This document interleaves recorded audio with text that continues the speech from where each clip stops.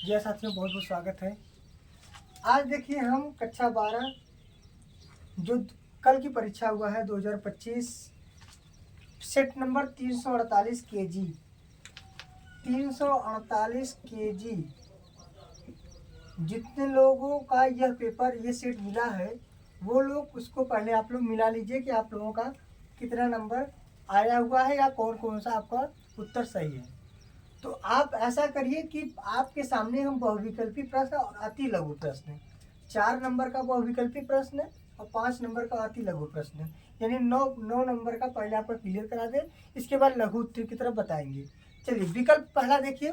पहला प्रश्न है परागकण की जो बाह्य चोल होती है वो किससे बना होता है। तो ऑप्शन नंबर जो तीसरा है स्पोरोपोलेनिन, ये आपका करेक्ट आंसर है। ध्यान दीजिएगा, आप लोग पेपर रखे हो तो मिला लीजिए। दूसरा प्रश्न है कि निम्नलिखित में से कौन सा स्टाफ टर्मिनेटर कोडान नहीं है। स्टाफ टर्मिनेटर कोडान जो है वो विकल्प नंबर 4 AUG, ये टर्मिनेटर नहीं होता है। ये क्या होता है, ये होता है प्रारंभन कोड होता है, ये प्रारंभन कोड होता है। ठीक है, चलिए ग वाला है। ग वाला प्रश्न देखिए, थोड़ा घुमा के पूछा है कि वातावरण में मौजूद कुछ एंटीजन के प्रति प्रतिरक्षा प्रणाली की अतिरंजित प्रतिक्रिया को क्या कहते हैं। सिंपल से उसको कहना चाहिए था कि वातावरण के विपरीत अगर शरीर में आपके कोई एक्टिविटी होती तो उसे क्या कहते हैं, वो एलर्जी होता है। और एलर्जी को हिंदी में बोलते हैं प्रत्युज्जक। ठीक ना। चौथा नंबर प्रश्न है कि PCR का पूरा नाम क्या है। तो P मतलब पॉलीमरेज, C मतलब चेन, R मतलब रिएक्शन, पॉलीमरेज चेन रिएक्शन, यानी ऑप्शन नंबर जो है इसका पहला वाला सही है। तो 4 विकल्प हो गए। अति लघु उत्तरी प्रश्न बात करते हैं।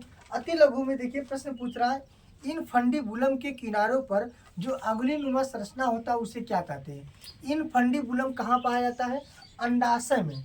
अंडाशय के जो अंगुलीनुमा संरचना से पकड़े रहता है जिसे हम लोग बोलते हैं झालरदार कीप बोलते हैं।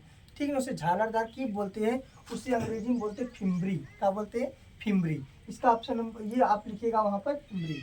अति लघु में बस एक ही वर्ड में लिखना होता है।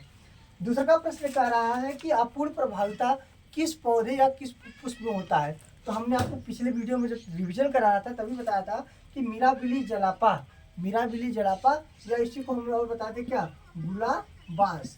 मिराबिली जलापा या गुलाबास में कौन थे, वो कार्ल कॉरेंस से जो 1903 ईस्वी में इस पर प्रयोग करके बताए थे।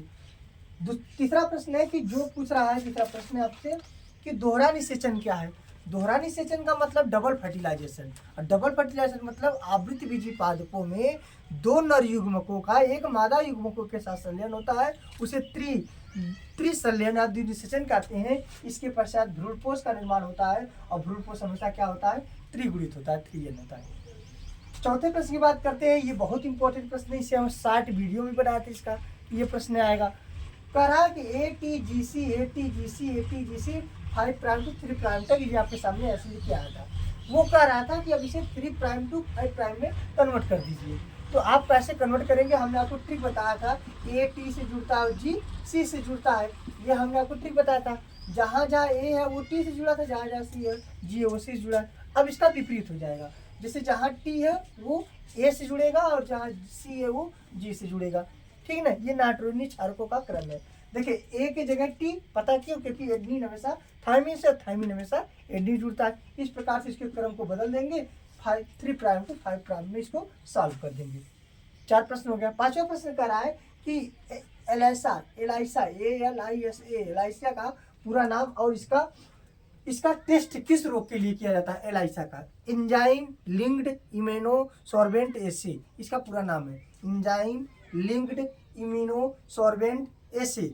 ठीक है, ये आपका मूत्र, लार, रक्त, इन सभी चीज़ों में वहाँ पे एंटीबॉडी माने प्रतिरक्षा, प्रतिजन, प्रोटीन और हार्मोन्स, इन सभी की जांच करने के लिए यह इसका उपयोग किया जाता है। खास करके कैंसर रोगों के निदान के लिए भी इसका प्रयोग किया जाता है, परीक्षण के लिए इसका प्रयोग किया जाता है। ये तो हम लोग बात कर लिए किसका, ये अति लघु और बहुविकल्पी की बात कर लिए। अब आगे बात करेंगे हम लोग लघु उत्तरी फर्स्ट टाइप का। लघु उत्तरी फर्स्ट टाइप का बात करेंगे, जो आपका 5 प्रश्न आता है और प्रत्येक प्रश्न 2 नंबर का होता है, यानी टोटल वो कितने नंबर का आएगा, 10 नंबर का। तो उसमें से जो भी प्रश्न आया वो बहुत हार्ड नहीं है, बहुत सिंपल प्रश्न आया है। तो वो आप क्या करेंगे, ध्यान सुन लीजिएगा आप लोग। इसमें पहला प्रश्न आपका है डीएनए और आरएनए में अंतर, पहला प्रश्न कहा है। तो डीएनए आरएनए में अंतर, तो आप यह ध्यान दीजिएगा 3 ही अंतर लिखना होता है। जैसे डीएनए में डीऑक्सीराइबोस शर्करा, आरएनए में राइबोस शर्करा। डीएनए सबका अनुवांशिक पदार्थ होता है, सभी पादपों का, सभी जंतुओं का। आरएनए केवल कुछ पादप विषाणुओं का होता है। तीसरा देखिए, डीएनए में थायमिन पाया जाता है, आरएनए में यूरेसिल पाया जाता है। 3 अंतर हो गया। दूसरा प्रश्न कह रहा है जनसंख्या और समुदाय को परिभाषित कीजिए।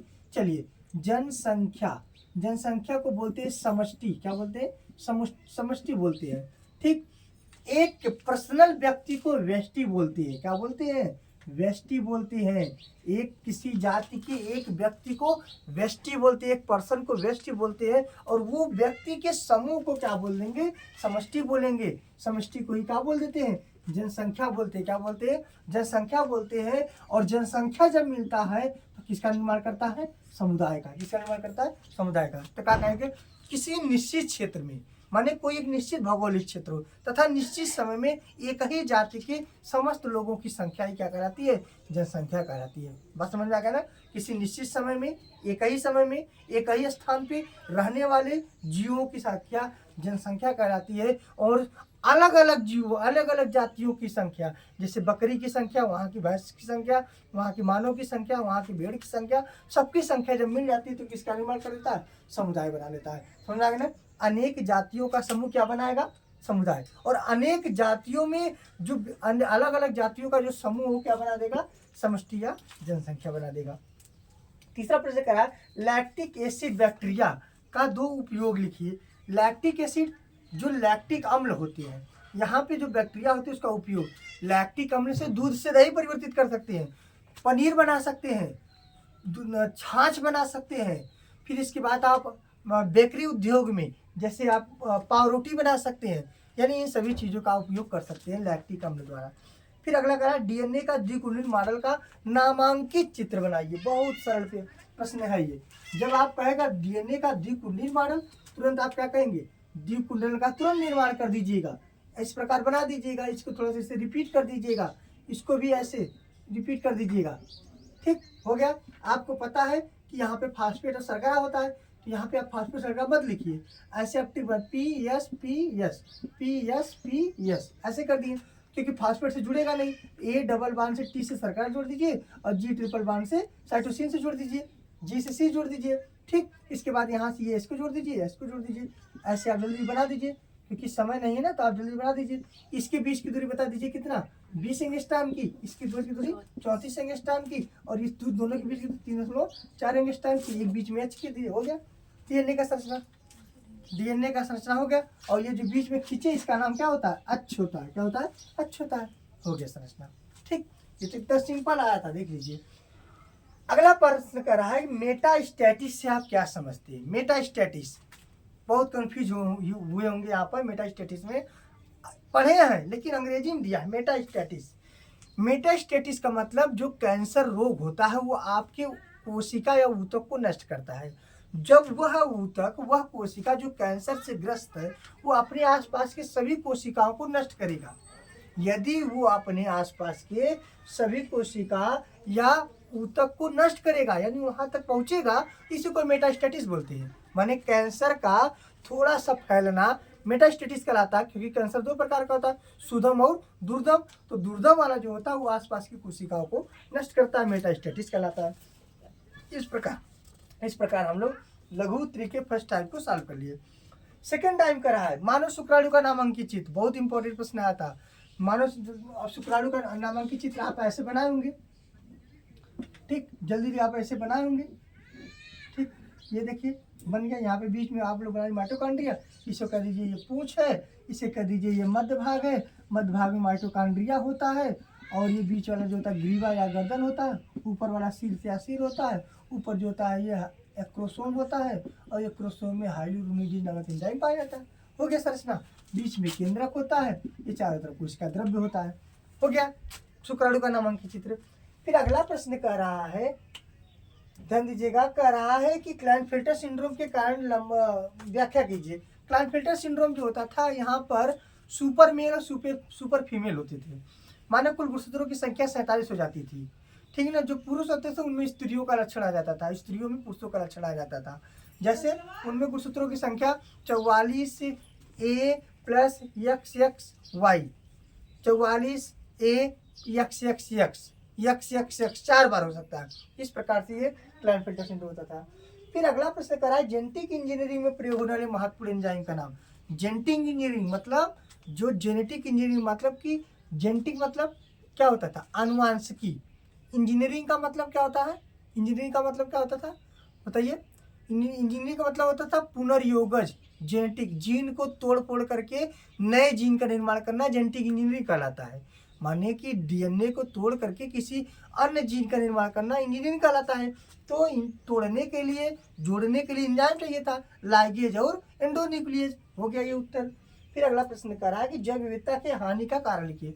जैव विविधता की हानि का प्रमुख कारण, माने जो हमारे आसपास जीवों नष्ट हो रहे हैं, अगर वो नष्ट हो जाएंगे तो हमें क्या हानि होगा, क्या लॉस होगा हमारे लिए। जैव विविधता खत्म हो जाएगा तो पेड़ पौधे समाप्त हो जाएगा, अन्य जीवधारी मर जाएंगे, उत्पादक खत्म हो जाएगा। जब उत्पादक खत्म होगा तो प्राणी एक दूसरे के ऊपर भोजन करने के लिए निर्भर होते हैं, वो भी समाप्त हो जाएंगे। विभिन्न प्रकार से हमें पेड़ पौधे से औषधि मिलता है, वो भी समाप्त हो जाएगा। ठीक है, इस प्रकार से हमें इस प्रकार हानि होगा। ठीक है ना। इस प्रकार से हम लोग अति लघु, लघु और बहुविकल्पी प्रश्न कर लिए। लॉन्ग क्वेश्चन में जो आता है आपको दिखा दें। जैसे आपसे कहा था कि भ्रूणपोष के गठन के वर्णन कीजिए। कहने का मतलब भ्रूणपोष का निर्माण कैसे होता है सबके बारे में वर्णन कीजिए, चाहे प्रतिमुखी कोशिका, चाहे ध्रुवी केंद्रक, अंड कोशिका, सहायक कोशिका हो गया। फिर ये नहीं आ रहा तो सबसे अच्छा बात है रेड डाटा बुक पे कर दीजिए। हमने आपको टिप्पणी बताया था रेड डाटा बुक, वो भी आ रहा था। परागकण पे कर दीजिए, परागकण क्या होता है, कहाँ से निकलता है, कितना बनता है, सिंपल से हो गया। फिर विपुंसन बहुत सारे बच्चे नहीं किए होंगे, हम आपको बता दें क्या होता है। जब किसी पुष्प से उसके नर भाग को काट देते हैं, पुंकेसर को हटा देते हैं, तो ये विपुंसन कहलाता है। फिर ये तो हो गया होगा। फिर कह रहा है 8वां प्रश्न कह रहा है कि फूलों में परागण की वर्तिका पर स्थानांतरण और निषेचन तक की जो घटना होती है उसको करिए। मतलब निषेचन परागण के बाद कैसे वो वर्तिका पर पहुंचेगा, कैसे शर्करा युक्त पदार्थ को लेगा, कैसे उसका जो अंकुरण होगा, कैसे वो नीचे जाएगा वर्तिका से होते हुए फिर अंडाशय में पहुंचेगा और वहाँ पे निषेचन होगा। ये सारी क्रिया करिए। अगर नहीं करा तो हार्शे-चेस का प्रयोग बता दीजिए। हार्शे-चेस वैज्ञानिक जो बताना चाहते हैं कि DNA is a genetic material, DNA एक आनुवंशिक पदार्थ है। इस पर उन्होंने ई कोलाई बैक्टीरिया पर प्रयोग किया था। ठीक, आगे प्रश्न करा बायोगैस क्या है, बहुत इंपॉर्टेंट प्रश्न है। बायोगैस नहीं ये होंगे तो प्रतिरक्षा में लिम्फोसाइट्स अंक पर भूमिका बताइए। T lymphocytes, B lymphocytes. ठीक है, इस प्रकार से आपका पेपर बहुत अच्छा आया था। उम्मीद है कि आप लोग अच्छा किए होंगे। ठीक है, और आप लोग कमेंट बॉक्स बताइए कि आपका कितना नंबर आ सकता है। ठीक है ना, चलिए ठीक है, धन्यवाद।